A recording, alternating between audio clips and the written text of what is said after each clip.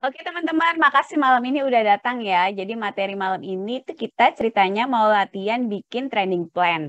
Karena kita tuh sering denger yang ya trading plan, tapi sebenarnya cara bikinnya gimana gitu. Jadi di yang kali ini edukasi aku mau ngajarin apa bikinnya tuh detailnya gimana. Jadi practically kita harus melakukan pembuatan trading plan ini setiap sebelum kita membeli sebuah saham gitu. Setiap kita mau beli, kita harus melakukan nanti cara yang bakal kita bahas ini. Nah, jadi nanti ini ceritanya agenda malam ini aku bakal nerangin slide-nya sebentar 10-15 menit. Abis gitu kita ke chart untuk bikin trading plan masing-masing. Nah, untuk teman-teman mungkin bisa sekarang ini dicatat atau taruh di chat. Misalnya mau nanya saham apa atau mau minta dibikinin trading plan untuk saham apa gitu. Jadi nanti sahamnya kan udah kekumpul nih teman-teman pada ngechat. Nanti begitu selesai materi kita langsung cek saham yang teman-teman request itu nanti bikin trading plan-nya gimana, apakah possible atau enggak gitu. Jadi maksud saya kalau apa jenis sahamnya itu kalian yang pilih, biasanya tuh nasabah yang pilih biasanya kan lebih excited gitu untuk lihat gimana sih sebenarnya analisanya. Jadi biar lebih nempel gitu maksudnya. Oke, jadi ayo kita mulai aja. Pertanyaan pertama tuh sebelum kita mulai ngomong jauh-jauh kan selalu kenapa sih gitu kan butuh trading plan? Kenapa ini tuh penting banget? Jadi gini sebenarnya ini nanti kita bakal lihat bikin trading plan tuh ternyata memakan waktu dalam tanda kutip ya nggak apa butuh uh, waktu lah gitu dan ternyata mungkin kalau kita lihat kayak sering di sosial media, oh kayaknya orang trading enak main jedat-jedat buy aja itu ya dengan asumsi orang itu beneran trader dan benar-benar ngerti apa yang dia lakukan. Sebenarnya dia tuh melakukan fungsi-fungsi ini yang aku terangin di materi ini cuma karena sering banget ngelakuin, maksudnya dia udah profesional, jam kerjanya udah tinggi dan segala macam, sehingga kelihatannya dia kok cuma kayak sekali kedip tapi langsung buy aja gitu. Jadi sebenarnya tuh caranya begini. Nah, karena kita kebanyakan pasti masih baru dan karena kita yang cupu ini gitu kan, jadi ya kita harus pelan-pelan untuk bikin trading plan-nya. Oke, jadi kita masuk ya kenapa kita butuh trading plan. Yang pertama itu eh, sebentar. Yang pertama itu jelas kita butuh trading plan karena sifatnya itu seperti bisnis plan gitu. Bayangin kita mau bikin bisnis tapi kita nggak punya planning. Logikanya gini, mungkin kasih contoh yang kita lebih familiar di dunia sehari-hari gitu ya. Misalnya kita mau jualan bakso misalnya gitu, tapi kita nggak punya trading plan. Itu kan aneh ya gitu. Kita kalau mau jualan bakso gimana kan kita harus sudah ada modalnya. Terus kita mikir nanti jualnya di mana, baksonya menunya apa, beli baksonya di mana, kuahnya gimana kan itu kayak komponen-komponen yang harus kita siapkan sebelum kita mengeluarkan seperak pun untuk bisnis kita kan logikanya begitu kan. Tapi kan di trading kita sering duitnya udah ada nggak punya plan main cemplung-cemplung aja giliran udah nyemplung ibaratnya tuh kalau bikin bakso udah beli sayurannya, udah beli dagingnya, udah beli apa segala macam. Ternyata kita nggak tahu mau jualan di mana ya, mau pasang harga berapa ya, saingannya di situ gimana ya dan segala macam. Jadi itu sebenarnya kenapa logika dasarnya kenapa sering banyak kayak cupuers gitu ya yang baru-baru di bursa itu pada bingung gitu, Mbak ini dijual atau ditahan ya, di averaging down atau di apa itu sebenarnya balik lagi karena nggak punya trading plan. Jadi sifatnya trading plan itu seperti bisnis plan perencanaan dari ini kan kalau di trading itu kan modalnya kan ya duit kita lah yang di RDI itu kan. Nah duitnya tuh mau diapain gitu. Jadi itu kenapa perlunya trading plan. Sifatnya seperti kayak kita mau punya bisnis plan. Terus yang kedua fungsinya trading plan itu adalah mengontrol kerugian dan keuntungan dari modal. Kalau mengontrol kerugian sih orang udah kayak familiar ya, ya Mbak Sapa mau rugi banyak kerugian kan ya dikontrol lah. Tapi kalau saya bicara tentang mengontrol keuntungan, orang tuh bingung, Mbak masa untuk dikontrol sih untuk tuh sebanyak-banyaknya Mbak gitu. Nah itu sebenarnya asumsi sebanyak-banyaknya itu ya dalam tanda kutip itu bullshit ya. Justru karena kita mikirnya begitu mau untung sebanyak-banyaknya masuk stock market, itu kenapa kita akhirnya seringnya nyangkut gitu. Itu karena hal begitu gitu, karena kitanya terlalu nggak punya apa ya nggak punya arahan kan coba misalnya kayak tadi balik ke apa ke planning bakso kita gitu emangnya jual bakso terus kita bilangnya mau untung sebanyak-banyaknya gitu kan enggak kita mau untung sebanyak-banyaknya iya semua mau untung banyak tapi kita harus tahu misalnya per porsi bakso itu saya profit berapa persen sih 20% kah 15% kah itu sebelum jualan baksonya kita tahu kan gitu sudah ada lah ekspektasi di kita. Nanti kalau mau bikin diskon berarti untungnya tinggal sekian dan segala macam itu kalau bisnis real orang tuh gampang gitu logikanya, oh ya memang begitu dong kalau mau bikin bisnis masih nyemplung-nyemplung aja gitu. Tapi akan sangat berbeda ketika bikin trading plan untuk stock market gitu. Karena kita masuk ke dalam beli suatu saham gitu ya, udah naruh duit kita, terus kita ngayalnya untung sebanyak-banyaknya. Jadi dari setiap transaksi yang kita lakukan itu baik kerugian maupun keuntungannya itu harus sudah diprediksi oleh kita gitu. Nah, kalau saya pribadi menyarankan rasionya itu selalu 1:2 atau 1:1,5 deh kalau pasar lagi jelek banget. Tapi saya selalu lebih ke ini, lebih ngarahin ke 1:2. Ada juga yang 1:3. Tapi yang paling oke itu 1:2 lah. Jadi apa gambarannya itu seperti ini misalnya. Kenapa saya bilang kerugiannya 1, keuntungannya 2. Jadi misalnya kita cut loss gitu. Katakanlah kita cut loss misalnya nih gampangnya kita setiap cut loss rugi 100.000 misalnya. Itu setiap untung kita akan untung minimal 200.000. Jadi ketika kita ngelihat potensi sebuah saham, terus kita lihat, oh ini bisa nih rasionya masuk gitu kan. Misalnya ruginya 100.000, untungnya 200.000, 1:2. Itu baru di-execute gitu. Jadi kita sudah ada, itu kenapa ada take profit gitu kan. Jadi kita sudah tahu ekspektasinya nih kalau planningnya berjalan dengan baik,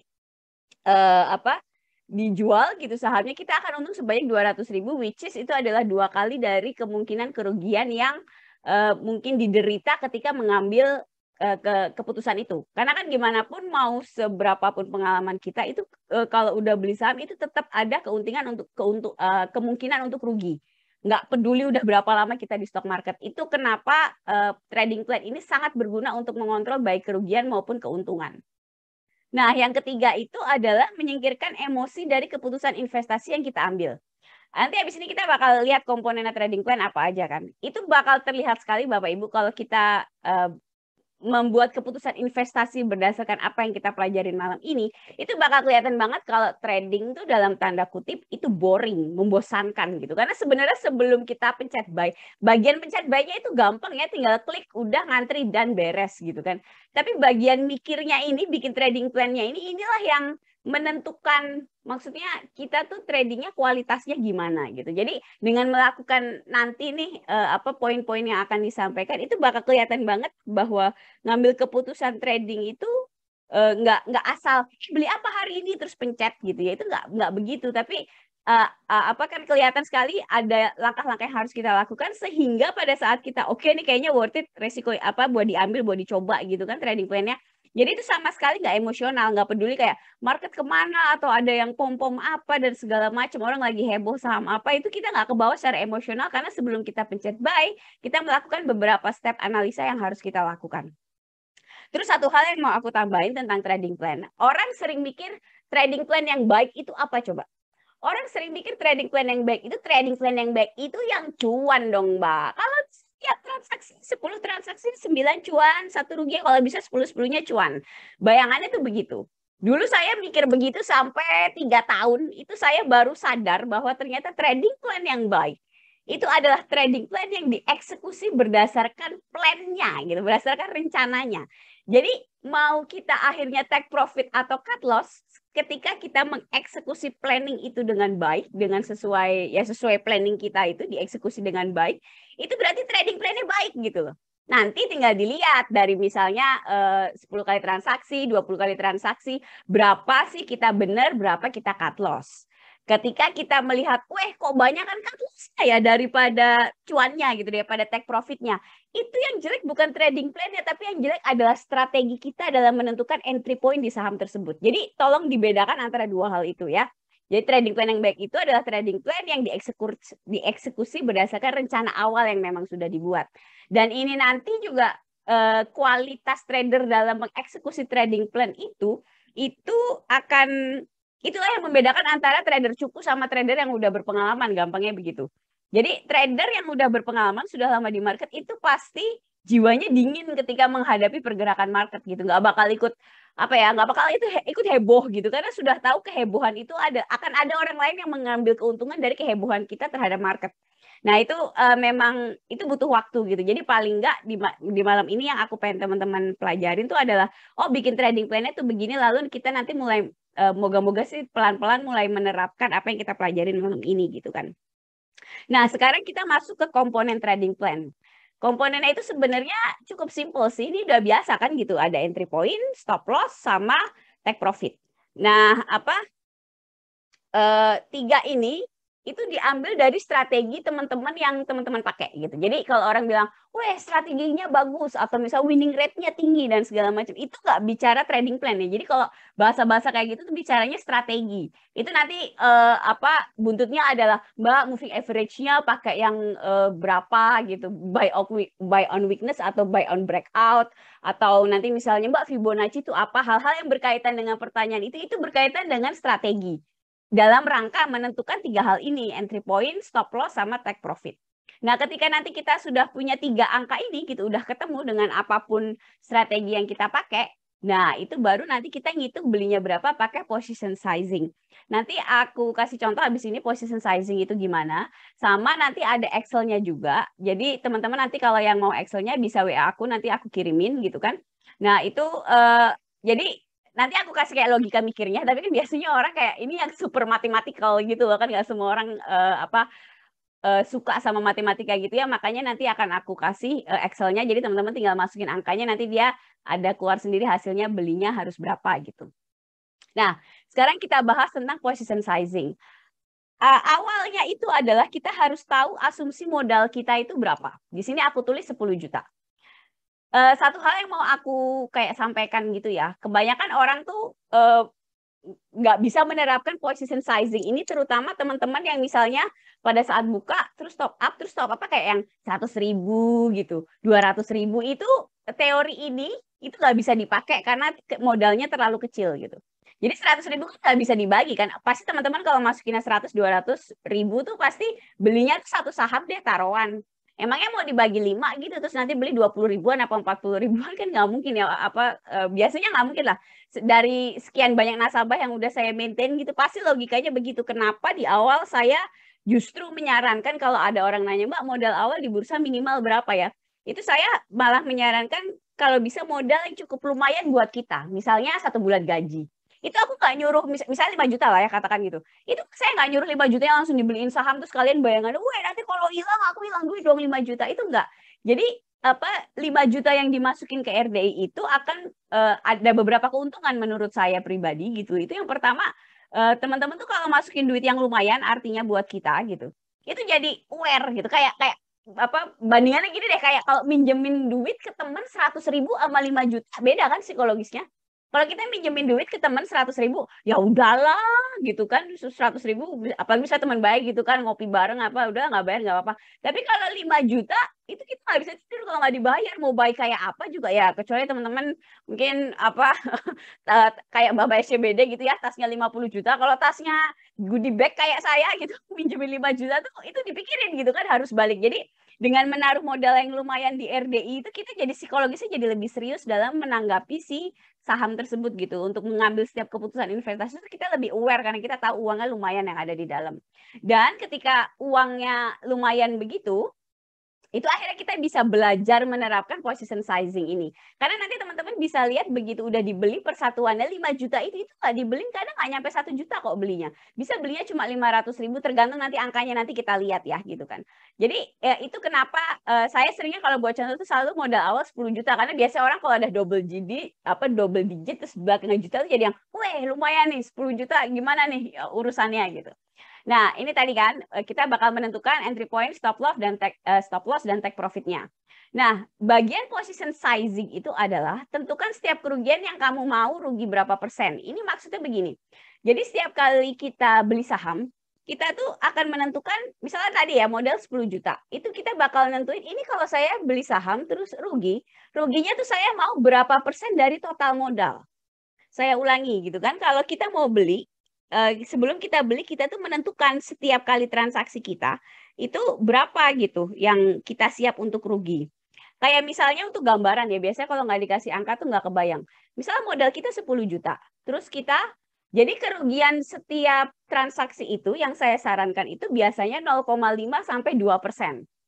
Semakin besar berarti itu Anda trader yang semakin agresif dan tidak saya sarankan. Untuk contoh ambil aja misalnya, setiap transaksi itu misalnya saya rugi 1% ya, 1% dari total modal. Berarti kalau 10 juta, kalau kita beli saham, terus itu rugi, cut loss, kita tuh ruginya cuma 100.000. Coba dibayangin dulu angkanya. Modalnya 10 juta, kita beli saham apapun itu dengan position sizing yang mau kita terapkan ini. Kalau rugi, terus kita cut loss, ruginya itu 100.000. Worth it ya kalau dipikir-pikir gitu. Ya kalau 100.000 nggak mau kelangan ya gimana mau ngapain gitu kan.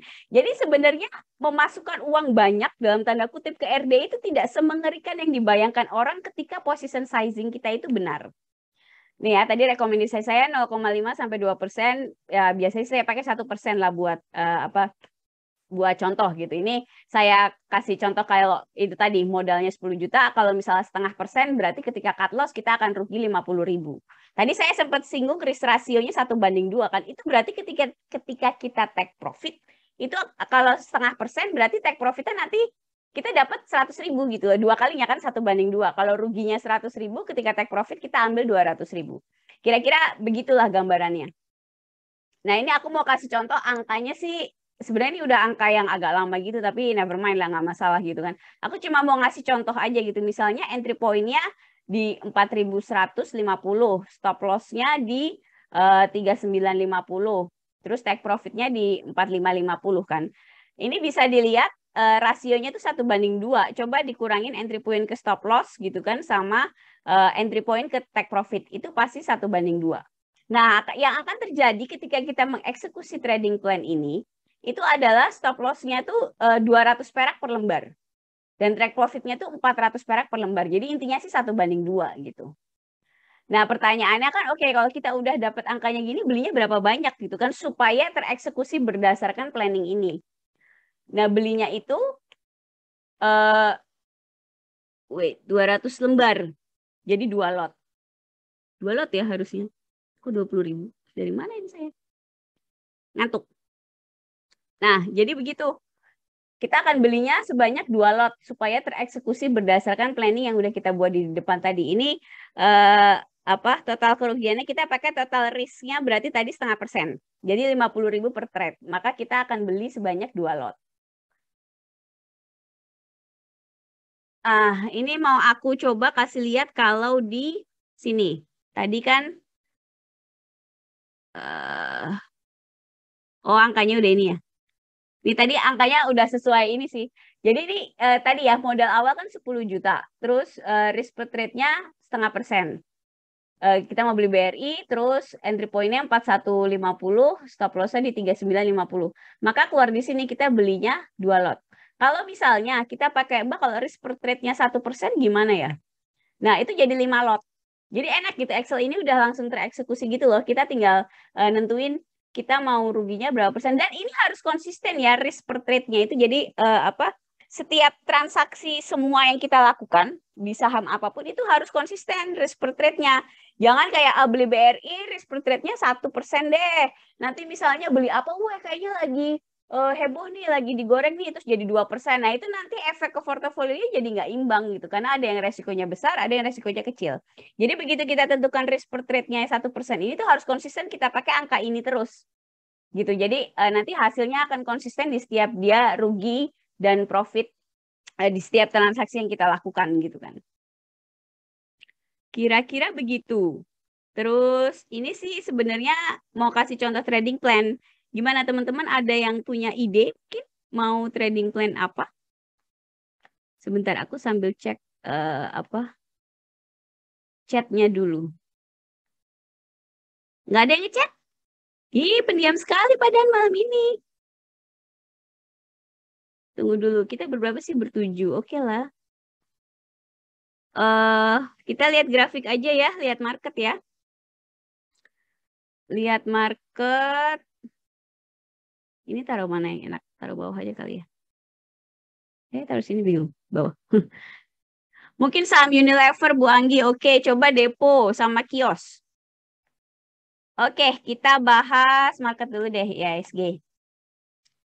Karena kemarin kita kan all time high ya. Terus, tapi kayaknya orang pada nggak bersemangat gitu. Mungkin karena Om Rikonnya lagi galau gitu kan. Jadi ini kemarin kita udah sideways tuh dari Oktober ya sampai sekarang kan, sampai kemarin terakhir minggu lalu. Nah, itu kalau kita lihat di sini, ini aku tarik support resistennya tadinya di sini Kak mondar-mandir dengan support di 6730. Iya supportnya di situ. Terus kita sempat tunggu dulu, ini bisa di zoom nggak sih? Kita sempat apa namanya break kan, terus ini ada gap di area 6730 sampai 6750 dan sudah ditutup pada ini hari apa nih Senin ya, waktu apa sebenarnya saya senang sih sama pergerakan IISG ini karena cakep banget dia, jadi sudah nutup gap ke balik lagi ke 6730 terus mantul dengan sukses gitu kan, sekarang ada di sini 6835. Menurut saya sih market harusnya cukup stabil untuk kedepannya. Jadi maksudnya kita bisa lebih apa ya, bisa lebih bersemangat dalam melakukan transaksi gitu karena marketnya udah lebih stabil. Oke, tadi apa? UNVR. UNVR ini emang belum menunjukkan tanda-tanda membaik. Coba kita lihat monthly-nya. Ini kalau kita lihat monthly-nya, Pak, dia udah downtrend dari, ya Allah, dari tahun 2018. Dan sekarang ada di area support 4 ribuan lah ya. Sekarang di berapa sih? 3830. Ini menurut saya Unilever, Pak, itu secara jangka panjang masih akan melanjutkan tren penurunannya. Target selanjutnya penurunan ke area 3 ribuan. Jadi sebenarnya untuk dibuat trading plan itu tidak menarik. Bahkan kalau kan biasanya Unilever banyak juga yang pengennya jangka panjang gitu kan. Untuk market Indonesia menurut saya sih jangka panjang itu boleh tapi nggak boleh membabi buta. Maksudnya begini, saya kalau nasabah nanya Mbak pengen nabung saham atau yang kayak disimpan Mbak buat kayak agak lama gitu, itu saya tetap menyarankan lihat monthly-nya, grafiknya tuh tetap harus apa harus uptrend gitu loh. Kalau sudah downtrend begini, ini baiknya sih dihindari dulu kalau menurut saya. Karena ya ngapain kan kita udah beli nyicil di sini, terus nanti dia ke 3.000, terus who knows dia mau mantul di mana gitu. Menurut saya sih kita kayak kehilangan momen gitu loh di market. Ngapain gitu kan nungguin saham lama-lama apa kitanya ibaratnya kocok lagi kan gitu, orang kecil duitnya kecil tapi nungguin saham diombang-ambingkan di market itu males banget. Jadi kalau saya sih skip kalau untuk Unilever. Jangan dibuat trading plan dulu. Coba penasaran weekly gimana? Sama aja sih, nggak ngaruh. Tetap aja dia turun begini. Terus tadi apa depo? Oke, depo ini saham baru ya. 1, 2, 3, 4. Baru 4 bulan. Jadi untuk saham yang IPO gini baru 4 bulan, itu agak ngeri-ngeri sedap. Jadi apa? Nanti boleh daily-nya coba kita lihat weekly-nya begini. Oke, kayak lagi mantul. Jadi kalau nanti trading plan-nya salah, bukan sorry, kalau nanti dia tidak sesuai trading plan turun gitu ya, tolong itu di cut loss sih, nggak boleh ragu-ragu kalau kayak depo begini. Karena menurut saya nggak worth it untuk ditahan lama-lama. Untuk kayak ditungguin atau misalnya oh nanti kali dia mantul gitu-gitu karena datanya itu masih amat sangat sedikit. Nah, bicara untuk posisi depo sekarang, kalau dari daily-nya itu saya sih nggak menyarankan masuk sekarang. Ini kalau kita lihat apa supportnya tuh ada di sini menurut saya yang cukup kuat. Warnanya aku ubah ya jadi merah ya, terus ditebelin.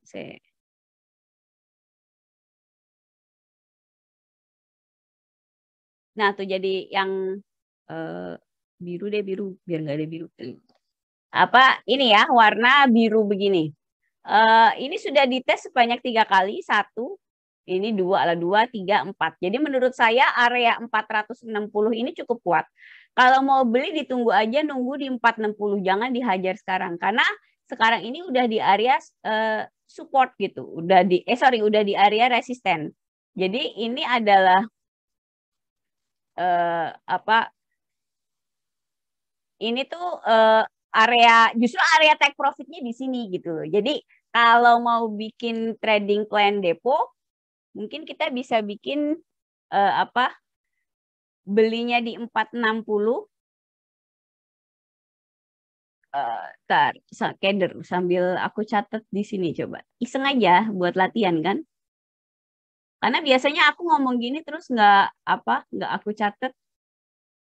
Nanti kita kalau mau misalnya mau cek ulang gitu nggak ada datanya gitu maksud saya. Nih misalnya entry point kita di 460, stop loss kita di ini kan 460 ya, dia pernah ke sini. Ini pernah ada kayak penurunan harga digodain gini sama bandar ke 439. Ya cut loss-nya di bawah 439 lah, mungkin 430 lah boleh.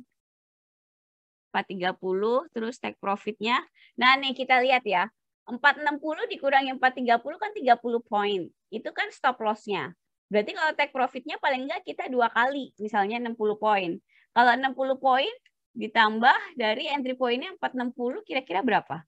520. Nah, pas kan? Kenapa aku bilang tadi take profit-nya di apa ini udah area take profit gitu 520. Jadi nanti setiap kita mau beli saham itu begini ya. Jadi kadang bisa kayak kita ngelihat ini nih, Bapak ngincer depo misalnya. Terus mau beli, itu kan misalnya nggak bisa beli sekarang nih, posisinya nggak bagus harganya gitu kan. Itu nanti kita nunggu di 46, kadang tuh kita harus catat gitu loh, yang kayak oke, kita tunggu depo di 460, nanti kalau ambil planningnya kayak gini gitu. Itu memang kadang menunggu itu juga bagian dari strategi trading gitu. Biasanya orang cenderung yang kayak beli apa hari ini, beli apa hari ini gitu. Saya sendiri tidak menyarankan begitu, terutama untuk yang baru, karena biasanya nanti ke bawah emosional market akhirnya bonyok gitu kan. Nah, ini coba kita masukin planningnya.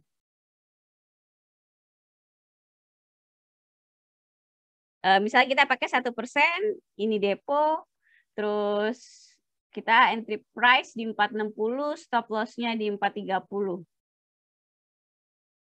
Nah, berarti kita akan, kalau modalnya 10 juta, kita akan beli sebanyak 33 lot. Kira-kira begitu. Terus ya udah, jadi nanti ketika harganya di 460, kita akan execute belinya sebanyak 33 lot. Kira-kira gitu kalau bikin trading plan. Oke, nanti tinggal lihat marketnya, dia menuju ke stop loss atau menuju ke take profit-nya. Kira-kira begitu. Ntar kita coba lagi di saham yang lain. Oke, ini kita kopas.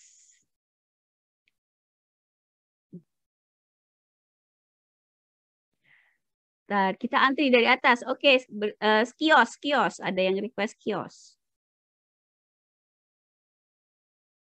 Kios.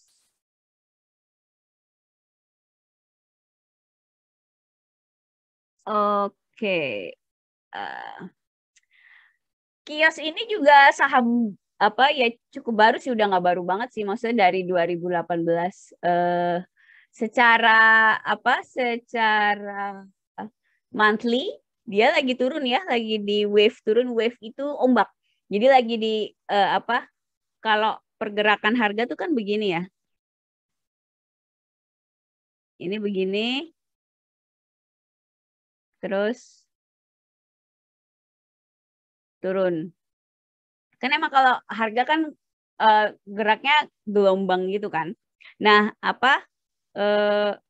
si ini nih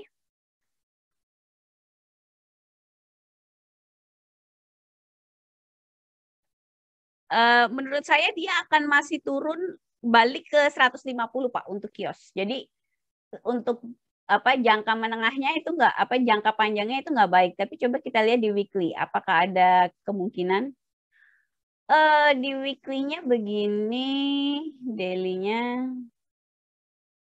Ini tadi supportnya ya, kelihatan nggak sih? Nah, ini tadi garis yang kita tarik di monthly. Jadi ini enak gitu, tarik di monthly, nanti kelihatan di daily-nya dia posisi ada di mana. Kalau mau beli sekarang, ini sih sebenarnya kalau kita tarik trend line dari daily, dia kan begini ya.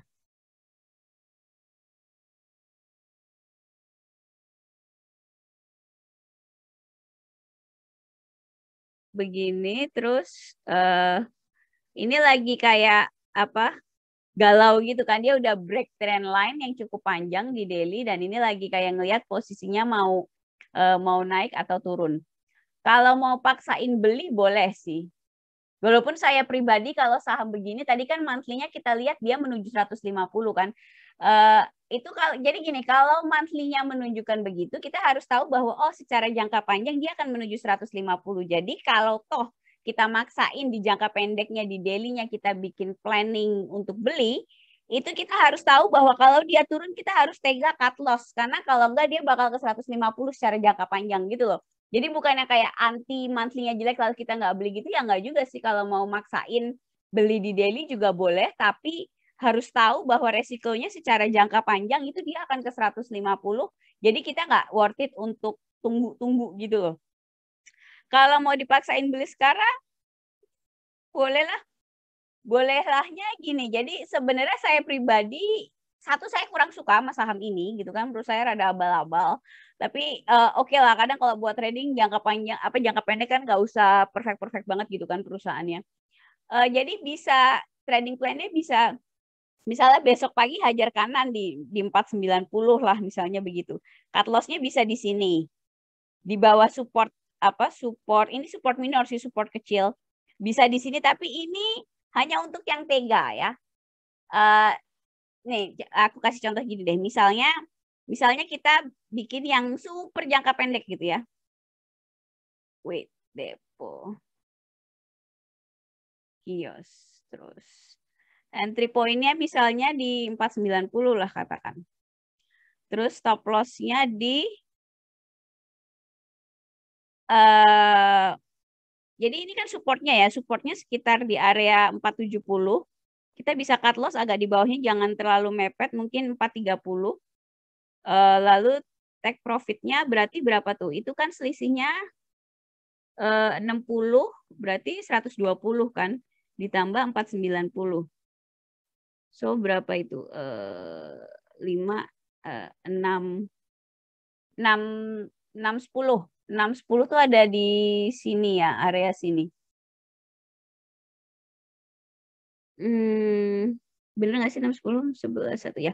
6, 10 bener. Oke, jadi ini coba kita lihat. Kalau kita bikin take profitnya di 6, 10, kira-kira nyampe nggak? Gitu. Jadi bikin trading plan, kira-kiranya dalam tanda kutip, kira-kiranya tuh ada aturannya gitu ya. Kalau 6, 9, 6, 10 sih menurut saya berat ya. Karena kalau kita lihat di sini, ini terakhir aja 600 atau mungkin 605-an. Jadi kalau 6, 10, ujung-ujungnya sih nggak kena kalau menurut saya gitu. Mungkin paling kita bisa ngotot-ngotot di 600 atau 590 gitu kan. Misalnya kita mau take profitnya di 590, misalnya kita taruh di 590, berarti selisihnya berapa tuh ke entry point? 100 kan? 100 berarti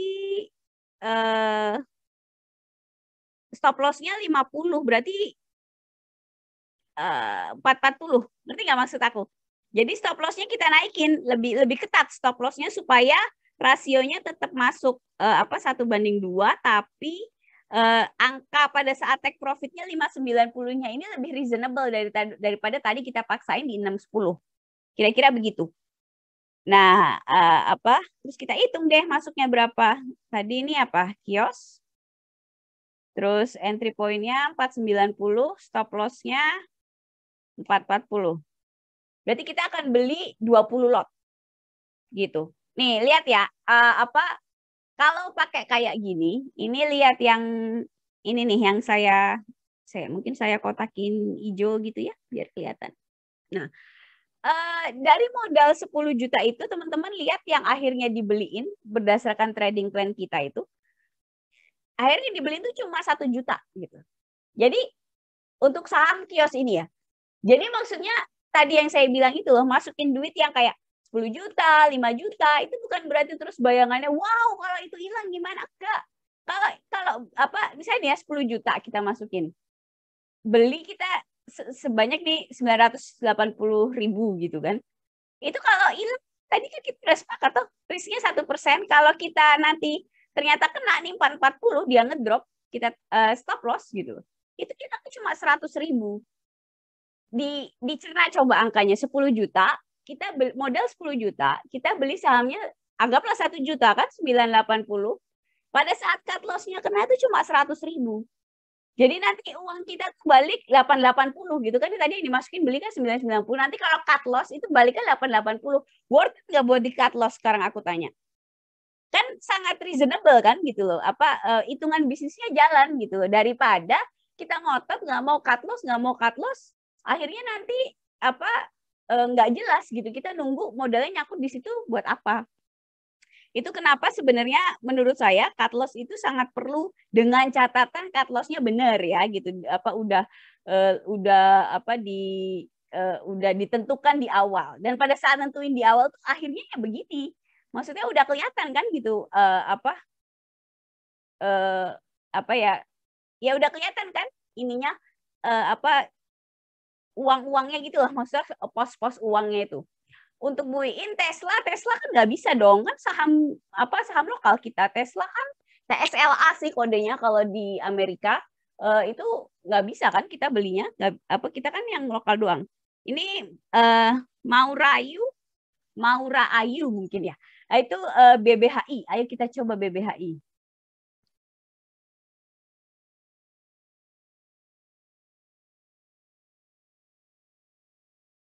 Nah, ini BBHI kayaknya lagi ngehits ya dari 2021.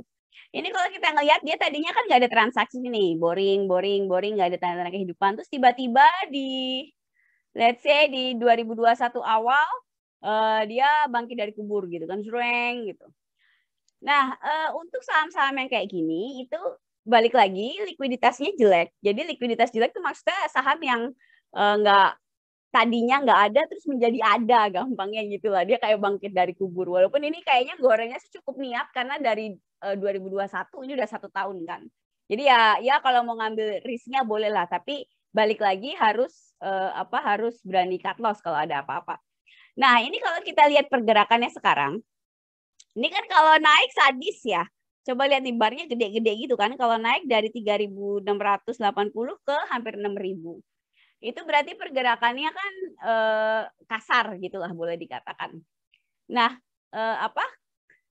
sekarang posisinya itu lagi koreksi. Jadi kalau kita lihat dari ini nih, Februari 2021, dia kalau naik bar besar, terus dia ada bar merah.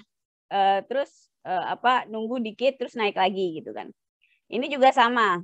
Jadi asumsinya ini kan Februari baru pertengahan. Asumsi saya sih berdasarkan track record sebelumnya. Jadi bar itu candlestick itu gitu ya, kotak-kotak ini itu bisa kita bisa mengartikan itu kayak story gitu loh, kayak sebuah cerita tentang pergerakan saham tersebut yang bisa kita cerna berdasarkan pengalaman kita ngelihat grafik. Itu kenapa penting banget yang namanya latihan gitu maksud saya. Setiap orang bisa mengartikan setiap grafiknya itu beda-beda. Tergantung pengalaman gitu. Kalau saya mengartikan grafik ini, dia udah sepanjang Januari kemarin, ini monthly ya. Jadi kita cerita jangka panjangnya dulu. Secara monthly kemarin Januari dia udah koreksi. Februari ini masih pertengahan, koreksinya malu-malu kucing kan, dia nggak kemana-mana nih. Dibandingkan koreksinya Januari, ngeri loh koreksinya. Lihat ini ke atas dan turun lagi, dia ke 10.000 ya. Ke 10.000 terus ditekan lagi ke bawah, ini ngeri nih, permainannya sadis gitu. Balik lagi sekarang ada di 5.000. Jadi yang perlu kita catat dari BBHI ini adalah pergerakannya nggak sopan. Jadi nggak sopan itu ada dua kemungkinannya. Kalau kita pas di arah yang benar, take profitnya bisa cepat gitu kan. Kalau di arah yang salah, itu kalau nggak langsung di cut loss, kita ragu-ragu galau bindangdut gitu ya, itu nanti bisa bonyok. Apalagi terus position sizing-nya tidak bagus, belinya kebanyakan atau malah all in gitu kan. Ada banyak yang saya sering dicurhatin begitu, belinya satu terus tiba-tiba turun, udahlah bye-bye modal kita. Nah itu jadi poinnya dari BBH ini nggak boleh ragu-ragu intinya gitu kan, karena pergerakannya liar gitu, jadi kita nggak boleh ragu-ragu. Sekarang kita lihat weekly-nya. Weekly-nya dia minggu ini turun gitu ya pergerakannya. Menurut saya secara weekly ini kalau dia jebol 5260, dia akan ke 4.000. Gitu. Jadi ini ngeri-ngeri sedap. Menurut saya sih masih nunggu. Tapi coba kita lihat di daily. Di daily dia udah ajeb-ajeb lama gitu ya di sini. Dan ini ada gap, lihat. Ada. Ini gimana gesernya? Oke. Ini kita lihat ada gap di 9.800 dan sampai ke 8.000. Cukup lumayan kan gapnya, 9.800 sampai 8.000. 1.800 itu gede loh gapnya. Nah, jadi kalau kita lihat di daily ini, kalau kita mau paksain beli kita bisa asumsikan dia mungkin bakal nutup gap ini. Jadi gini, mungkin saya cerita tentang gap dulu. Gap itu kalau terjadi gap itu kalau jadi ceritanya begini nih. Ini pada saat closing itu di 9.800 dan besoknya ceritanya gitu kan buka. Itu bukanya ada di sini. 5.700 terus naik ke atas gitu kan. Closingnya di 6.700. Coba dicerna angkanya. Jadi ada suatu hari di 7 Januari 2022 BBHI ini closing di 9.800. Besoknya, oh itu weekend ternyata karena bukanya tanggal 10 Januari. Bukanya di 5.700. Bayangin gapnya, bayangin. Itu kalau kita yang pas beli di sini nafsu gitu ya, belinya di area-area sini udah 9.700. Ini jantungan Pak, nggak omrikon langsung kena omrikon ini.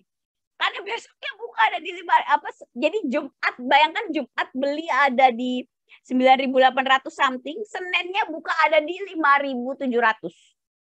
Itu jantungan ya, langsung omrikon ini bisa-bisa gitu kan.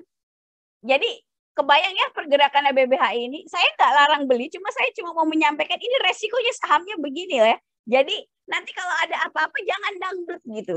Ini kalau cowok tuh dia kayak player. Minggu lalu nembak, minggu depan dia gandeng cewek baru gitu kan. Terus kitanya galau, apa yang kau katakan minggu lalu gitu kan. Itu nggak boleh. Jadi begitu masuk lihat misalnya, oh ternyata misalnya supportnya jebol harus kalau itu pastinya udah jangan dangdut. Kalau sahamnya model begini gitu. Nah sekarang pertanyaan jadi beli nggak nih Mbak gitu kan dari tadi ngomong aja. Nah ini dia sudah galau, saham ini udah di support gitu ya. Itu mondar-mandir pergerakan kecil ini dari 19 Januari, ya dari 18 Januari. Kalau mau beli dipaksain, bisa. Tapi balik lagi nggak boleh drama ya, nggak boleh dangdut. Kalau cut loss. Misalnya kita beli ini nih. Bentar, kita siapin dulu ininya. Ini apa tadi? BBHI.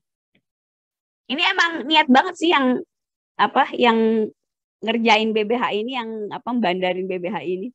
But anyway, udahlah. Misalnya kita beli paksa deh nih. HK besok lah 5.500 boleh lah. HK besok. Nah, cut loss-nya di berapa gitu kan.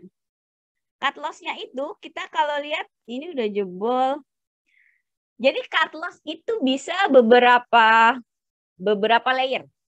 Tergantung tingkat toleransi dan seberapa Anda mau agresif ke market. Dalam artian semakin ketat nilai cut loss-nya, itu kita akan lebih sering cut loss. Jadi kayak orang sering nembak cewek, nembak cewek ditolak mulu gitu. Tapi nembaknya cepat kan? Gebet 1 minggu tembak tolak lagi. Kira-kira day trading tuh begitu gitu. Jadi kalau kita mau slow, kita PDKT-nya lama aja Mbak, biar nggak sakit hati mulu gitu kan. Kita bisa cut loss di sini nih. Ini ada support kan area sini lah ya. 4.600. Kita bisa ambil agak di bawahnya mungkin bisa di sini 4.4190 boleh lah buat supportnya. Jadi bayangin ini nih, bayangin yang terjadi psikologisnya, dibayangin Anda tahan yang mana? Anda bisa beli di 5.500. Terus kalau tadi kan kita mau agresif, cut loss-nya let's say di 5.050. Gitu. Atau kalau aduh Mbak aku tuh hatinya lembut gitu, nggak bisa aku tuh digituin. Itu bisa di 4.190. Gitu. Itu nanti pengaruhnya apa Mbak? Coba kita lihat. Pengaruhnya itu nanti ke take profit-nya. Misalnya ini ya, kita ngawang aja lah ya. Misalnya 5.500. Cut loss-nya mau tulis aja deh. Saya kayak orang galau gini. Stop loss-nya misalnya di 50.90. 50.50. Stop loss-nya di 50.50. Berarti kan itu berapa tuh? Ntar, nyontek dulu kalkulator. Kurangi 50. Dia 450 kan? Kali 2, kerugiannya itu 450. Berarti kan jadi 900 ya. 2 kali kan resiko take profitnya. Nah, 5.500-nya tambah ke 900-nya ditambah ke 5.500.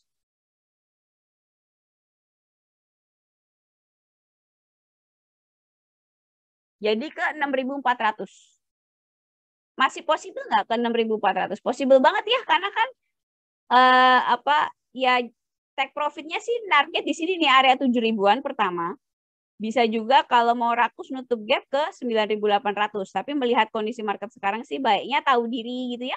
Kalau ngayal ke sini ini nanti halu gitu kan, kayak dulu yang beli buka terus ngayal arah 10 hari terus ternyata sekarang buka di mana gitu kan. Ya kira-kira begitu. Jadi baiknya nggak usah halu-halu ketinggian gitu. Ini kita tadi di berapa? 6.400. 6.400 tuh di mana? Di sini masih oke banget kan areanya. Itu trading plan pertama.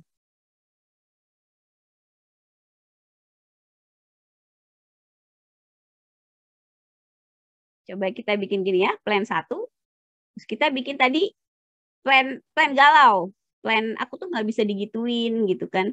Jadi stop loss-nya mau kita lebarin biar mulesnya nggak seringan, Mbak. Entry point-nya sama 5.500.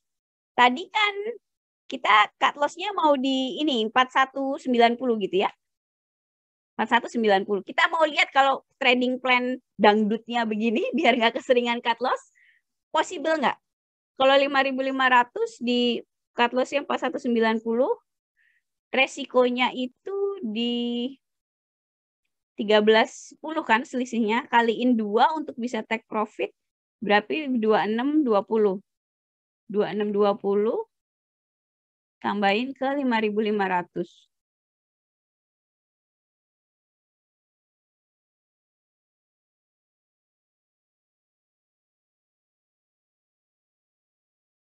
Rp5.500.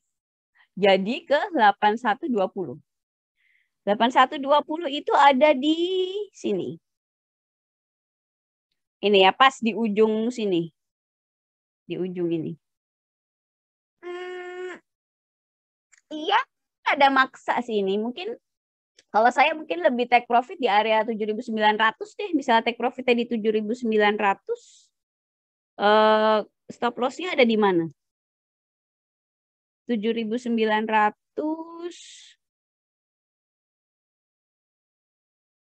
Terus ke 5.500, 2.400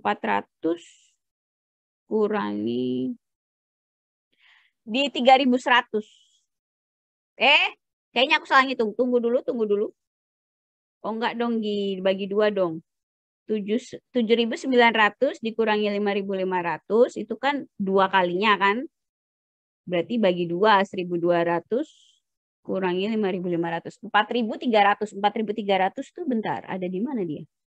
4.300. Ya, masih oke lah di 4.300. Jadi ini stop loss-nya bisa di 4.300. Gitu. Jadi nanti kalau bisa kalau nonton video nganalisa kayak gini, kalau saya dulu sih waktu masih belajar, nanti tuh saya tonton ulangannya gitu. Nanti akan saya masukin YouTube, akan saya share hari Sabtu nanti. Itu ditonton ulang teman-teman videonya untuk belajar gitu. Kayak tadi saya kan ngasih angka-angka gitu kan, itu biar teman-teman kayak ngitung sendiri angka itu datang dari mana sih. Itu nanti bakal benar-benar kayak wow gitu loh, yang kayak aha moment gitu loh. Oh ternyata kayak gitu ngitungnya gitu. Jadi kalau cuma sekelebatan begini, biasanya tuh kalau nggak yang pecinta matematika gitu ya, itu ada yang bagi ngomong apa sih, mana dikurangin apa, ngomongin apa nih gitu kan. Jadi tergantung kecepatan belajar teman-teman gitu ya, masing-masing beda, tapi yang jelas tuh harus diulang dan nanti coba dicari sendiri. Jadi kayak kayak memang benar-benar latihan kayak kuliah gitu loh. Jadi kayak latihan soal lah ibaratnya gitu. Nah udah deh, kalau udah dapet begini, tinggal dimasukin ke apa tadi? Ini kios bener ya? BBHI Keles. Wait. Ini BBHI. Ya ini plan 1, ini plan 2 BBHI. Oke, kita coba kalau cuma masukin ke sininya kan nggak usah dihitung lah ya, tinggal masukin aja. Saya pikir satu aja contohnya 5.500, terus nggak apa-apa deh aku contohin dua-duanya biar kelihatan bedanya daripada penasaran. Nih stop loss-nya di 4.300. Oh, lihat? Ini lihat 0. Karena nggak visible gitu. Nggak visible tuh maksudnya dari modalnya itu nggak cukup, gimana ngomong ya? Kan ini entry point di 5.500. Katakan kita mau beli misalnya 1 lot. Kan 100 tuh. Itu apa? Angkanya nggak masuk gitu loh. Kalau kita ruginya cuma mau 1%. Coba kalau 2%. Nah, belinya cuma 1 lot. Tapi karena tadi kan kita nentuin 1% ya, saya bilang kan risk per trade untuk setiap saham harus sama. Jadi ketika 0 begini, udah tentu 1% kok 0 ya Mbak nggak bisa beli, itu berarti pilihannya 2, ganti saham atau ganti plan. Coba kita lihat kalau plannya pakai yang pertama tadi. Ini plan yang ketat tadi kan, stop loss lebih ketat, belinya 5.500, stop loss-nya di 550. Oh, bisa beli 2 lot. Gitu. Jadi lihat ya, ini kita belum beli loh teman-teman, baru kayak malamnya ngayal-ngayal gitu loh ya, bukan ngayal sih, maksud saya ngitung. Jadi saya tuh lebih menyarankan teman-teman kalau punya ide mau beli saham apa gitu ya, itu lebih baik coba dilihat pada saat market tutup. Kalau saya pribadi dari dulu, dari zaman masih belajar, lebih senangnya ngeliat pada saat market tutup. Karena kalau ngeliat pada saat market tutup tuh kita nggak ke bawah hingar-hingar market gitu loh. Kebayang nggak kalau buka aplikasi saham, bisa buka aplikasi RHB kayak sekarang, marketnya lagi tutup.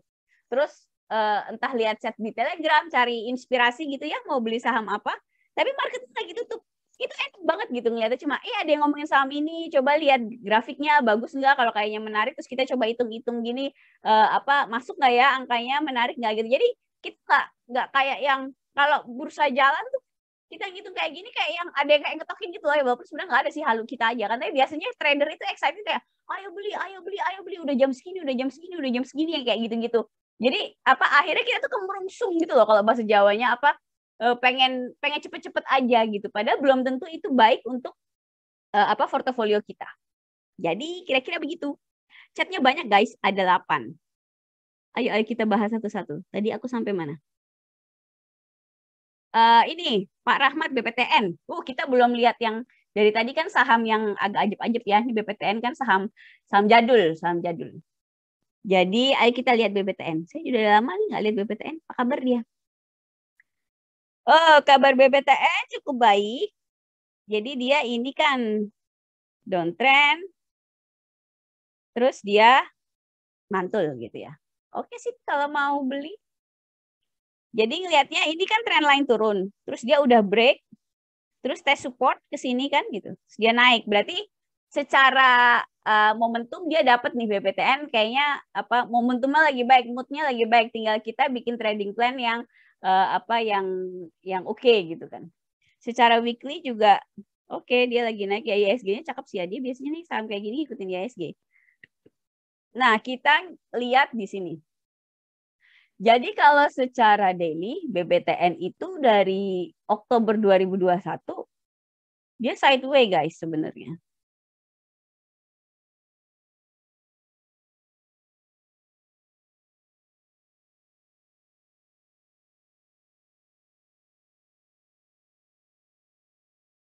Nah, ini posisinya tuh ada di resist.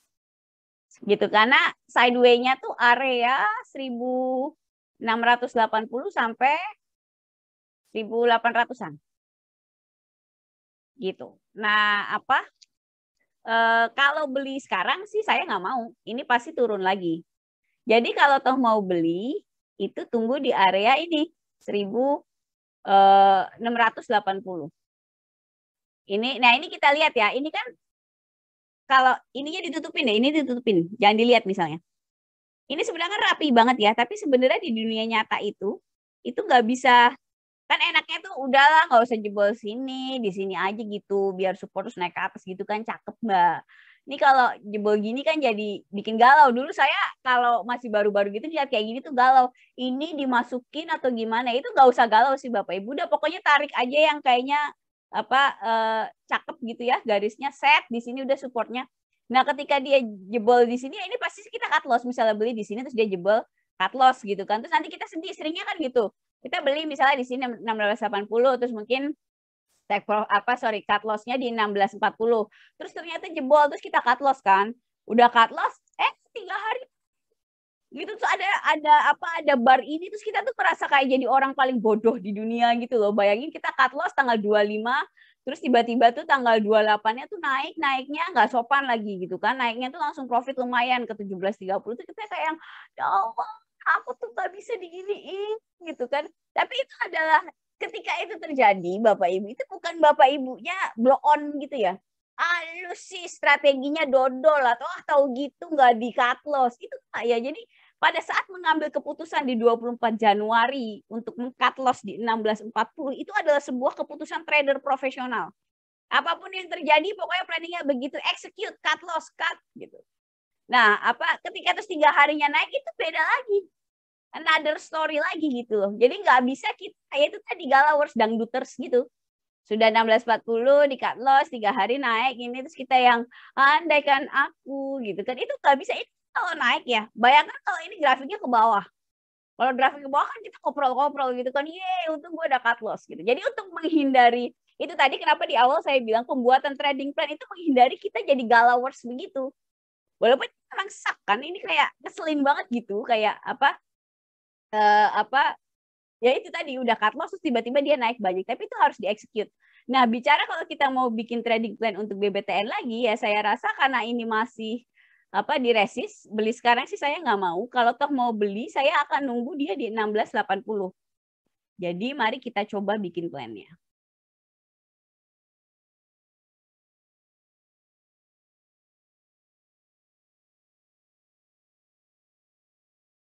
Di BBTN entry point-nya 16.80.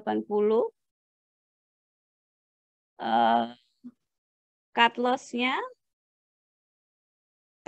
teman-teman punya 2 pilihan. Bisa di 16.40 ini atau kalau galau mau di bawah sini. Tapi saya pribadi tidak menyarankan ngikutin grafik ini kalau yang kita lihat view-nya dari September sampai ya inilah grafik ini pokoknya yang ada di layar gitu kan dari September sampai Februari pertengahan ini.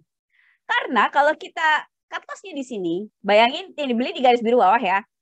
Ini di sini. Bayangin secara gambar aja, nggak usah angkanya coba. Ini mau take profit di berapa coba? Kalau take profitnya di sini, lihat rasionya.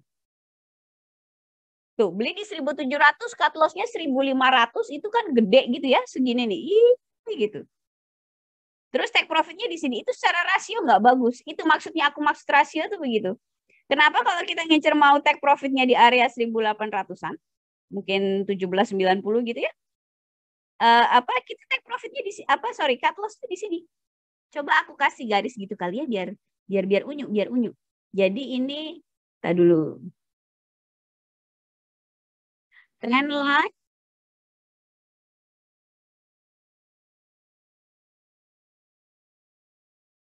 garisnya pink. Kita anti galau tapi garisnya pink. Terus kita misalnya mau take profitnya di 17.90. Tenang. Nih, anggap yang pink ini adalah trading plan kita Bapak Ibu. Jadi kita beli di sini 1.700, cut loss-nya di 16.40 sini, di yang pink ini.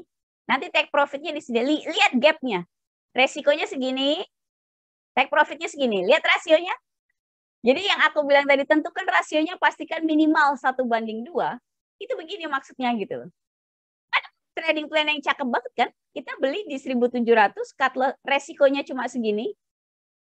Kalau belajar tuh paling enak kalau yang nggak pinter, kalau yang nggak senang angka 1.800 kurangi 1.000 yang kayak gitu-gitu, itu lihat dikasih di sini tarik gambar yang beda-beda terus lihat gapnya ini loh. Bayangin resikonya cuma segini, kalau profit segini, ini kan resiko yang layak diambil toh ketika beli gitu loh maksud saya. Jadi resiko keuntungannya tuh bisa 2-3 kali resiko kerugian. Itu tadi trading plan yang bagus. Jadi ngelihatnya tuh kayak gitu. Nah, balik lagi jadi angkanya 16.35 stop loss-nya. Terus take profit-nya kita di 17.90. Nah, begitu. Terus tinggal dimasukin.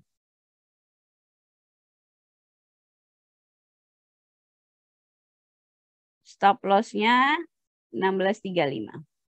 Tuh kita beli sebanyak 4.022 lot, modalnya 100.000, 10 juta modal awal. Kita beli sekitar 3,7 juta. Nah, jadi dilihat ya, tadi belinya tuh beda-beda kan? Jadi rasionya tetap 1%.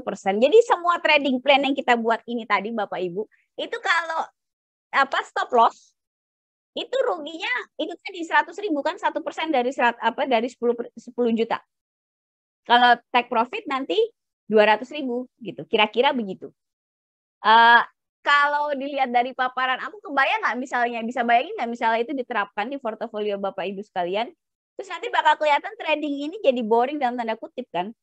Bahwa cerita kayak yang 9 juta jadi 1 miliar dalam sekian bulan itu ya maaf kata gitu ya. Saya sih kalau mungkin ada yang bisa ya, dunia ini nggak ada yang nggak mungkin, di market tuh apa aja mungkin, tapi apakah tekniknya tuh bagaimana gitu loh, ngerti nggak sih maksud saya? Kita bayangin ini 10 juta, kalau take profit itu 200.000, kita mau cari 1 juta aja, itu kita harus take profit 5 kali kan, dengan take profit 5 kali nggak pernah cut loss gitu kan. Itu 1 juta itu cuma 10% dari total modal. Kebayang ya maksud saya?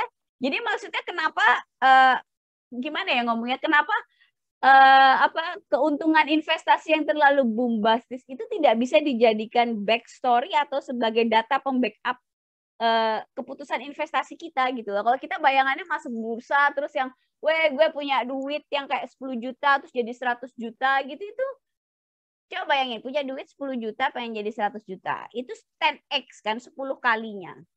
Terus Anda maunya di bursa, nyarinya di market, belum bisa analisa lagi. Itu absurd gitu loh menurut saya. Jadi saya pribadi sih terus terang nggak percaya, at least untuk saya ya, untuk gaya, saya udah kayak banyak belajar untuk kayak gaya kepribadian saya, itu nggak mungkin saya kayak gitu loh. Saya aja lihat grafik tiap hari aja males, boro-boro suruh day trading gitu. Tapi tertarik aja enggak. Jadi harus disesuaikan ekspektasi keuntungan kita dengan gaya kepribadian kita tuh gimana gitu. Terus juga harian kita, bisa Bapak Ibu kerja gitu kan. Itu baiknya sih trading plan yang saya ajarkan ini itu baiknya sih kalau pendapat saya pribadi itu cocok untuk Bapak Ibu misalnya yang kerja. Jadi analisa pulang di rumah udah santai-santai baru dianalisa. Nanti malamnya dipasang gitu, besoknya baru di-execute market, nggak usah diliatin. Gitu. Tapi kalau yang gayanya day trading, terus terang saya nggak tahu apakah mereka juga begini. Harusnya sih sama ya bikin trading plan-nya, cuma lebih cepat gitu ininya, analisanya. Dan itu jam terbang lah, balik lagi ke masing-masing. Tapi nggak bisa, untuk yang awal-awal ini adalah dasar sekali yang harus dipahami, kira-kira begitu. Itu gap hasil right issue, jadi kemungkinannya untuk kembali agak susah. Oke Pak Rehan, saya belum ngecek masalah right issue-nya, itu bisa jadi sih. Ngeri amit, emang ngeri amit. Kalau saham-saham kayak BBHI gitu memang terus terang kalau kayak efek right issue, terus ya semua corporate action gitu ya, itu memang agak-agak rusuh gitu. Jadi apalagi saham-saham yang seperti kayak BBHI ini, right issue itu kan dia nyetak saham, intinya perusahaan nyetak duit tuh, nyetak saham nawarin ke orang, lu mau beli nggak, kasarannya kan gitu. Jadi efeknya tuh nggak bisa diperkirakan, karena gimana pun kita kan retail ya, informasinya terbatas, uangnya terbatas. Saya pribadi sih cenderung menghindari saham-saham yang mau melakukan company action, terutama kayak right issue gitu, atau ya kalau kayak lawannya stock split itu, reverse stock itu parah juga gitu. Pas di 10.000 dia ada right issue di harga 5.000-an. Oke Pak. Itu BBHI kalau nggak salah right issue Mbak. Oke. Pada ini memang BBHI lagi ngehits ya Pak. Pada senang ngeliatin ininya, corporate action-nya. Hasil dia buka di hari Kamdet, isunya di 5.800-an. Oke. 7 Januari. Wih, semuanya pecinta right issue BBHI guys. Kalau kasus saya seperti ini, seperti stock split, enggak ya jadinya. Kita beli 1 lot di harga 10.000, bakal jadi 2 lot, atau tetap 1 lot menjadi ngalami loss. Oke, jadi kalau right issue itu, Pak Rahmat, Misalnya kayak BBHI ya, tadi kan let's say biar gampang contoh 10.000 terus right issue di 5.000 gitu. Misalnya kita punya sambil aku ini deh iseng, daripada aku ngoceh mukanya nggak kelihatan gitu kan. Aku bikin ininya. Misalnya right issue apa tadi? BBHI. Misalnya harga terakhir 10.000 kita punya satu lot gitu ya, terus right issue 5.000. Terus gimana gitu. Itu efek right issue itu ketika kita right issue, ketika kita beli terus ada right issue, itu biasanya kita ditawarkan mau tebus apa enggak. Saya pribadi sih kebanyakan orang tuh saya saranin nggak tebus karena right issue tuh bikin urusan. Nanti susah dianalisa dan segala macam. Kalau tidak ditebus, itu nanti ini jadinya minus, Pak. Jadi nggak kayak stock split gitu. Kalau stock split kan memang kita otomatis dikasih saham kita dipecah jadi 2 tapi value-nya sama gitu kan. Kalau right issue ditanya, nih gue mau keluarin lagi di saham 1.500.000. Lu mau tebus nggak? Kasarannya gitu loh.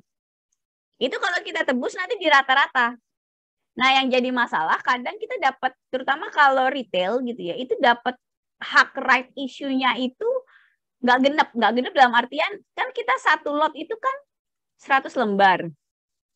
Biasanya tuh ditawarinnya itu karena biasanya kita kan punyanya sedikit gitu kan, itu biasanya right issue-nya misalnya cuma 3 lembar gitu. Ini contoh aja ya.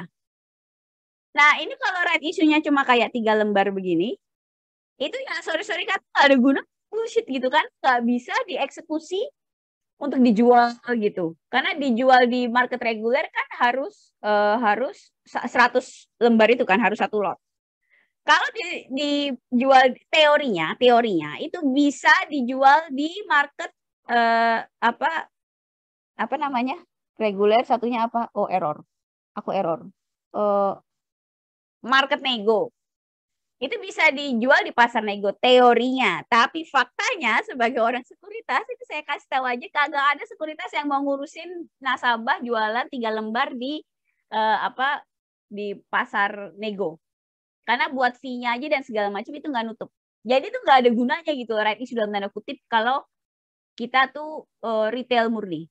Jadi kenapa itu tadi kelihatannya nge-gap gitu kan? Itu kalau kita beneran beli di Jumat terus Seninnya bangun tidur 5.700 tadi itu ya minus Bapak Ibu. Itu kenapa saya tuh nggak suka saham-saham yang mau corporate action, terus saham-saham yang kayak lagi populer gitu kan, kayak si BBH ini kan lagi ngehits nih. Karena saham-saham yang kayak gitu kayak begitu ada kejadian right issue begini, itu tuh kayak kita retail tuh tidak punya banyak pilihan untuk melakukan sesuatu gitu karena emang udah ya kita mau ngapain sih, kita kan amuba di tengah lautan para uang yang nggak tahu uang siapa gitu kan, kalau di market gitu kita nggak berdaya gitu ngeliatin kayak gini. Itu kenapa saya mungkin kalau yang udah lama di grup saya kelihatannya agak boring gitu kan, jarang ngasih kayak rekomendasi saham-saham ngehits dan segala macam karena saya udah tahu efek jangka panjang itu pasti itu kalau retail tuh kebanyakan, kalau tinggi tuh kebanyakan kena bogem gitu. Jadi makanya saya kayak yang tidak saya tuh kalau nyaranin saham selalu saya nanya ke diri sendiri, kalau saya mau nggak beli, kalau saya ada uang ada slot untuk beli saya mau nggak beli gitu. Kalau saya nggak mau beli itu terus saya nyaranin orang beli itu kayaknya aneh gitu loh, menurut saya kayak nggak sesuai kayak orang yang tidak punya integritas gitu menurut saya. Itu pendapat saya pribadi juga sih. Tapi kalau ada nasabah yang nanya apapun kayak ini kan, nanya BBHI apa segala, pasti saya jawab dan saya jelaskan misalnya kenapa kalau saya suruh beli saya nggak mau beli, itu biasanya saya state gitu ya. Tentunya keputusan ya balik lagi ke Bapak Ibu sekalian mau beli apa enggak gitu kan, kita ya udah dewasa lah ya kan, uang sendiri-sendiri di market nggak bisa lihat dompet orang juga, kira-kira begitu. Itu aja sih. Oh, nanti di grup aku share tentang right issue juga. Aku ada videonya khusus tentang right issue. Nanti kalau yang mau tahu lebih lanjut bisa khusus tentang right issue, nanti nonton aja videonya. Kalau mau ditanyain bisa biasa chatting saya aja. Gitu. Malam ini kita berlapan lumayan. Udah jam 8.15. Terima kasih. Aku tutup aja ya forumnya teman-teman. Terima kasih sudah datang. Nanti 2 minggu lagi kita edukasi lagi. Saya senang orangnya baru-baru malam ini, gitu. Oke, makasih buat waktunya teman-teman. Selamat malam.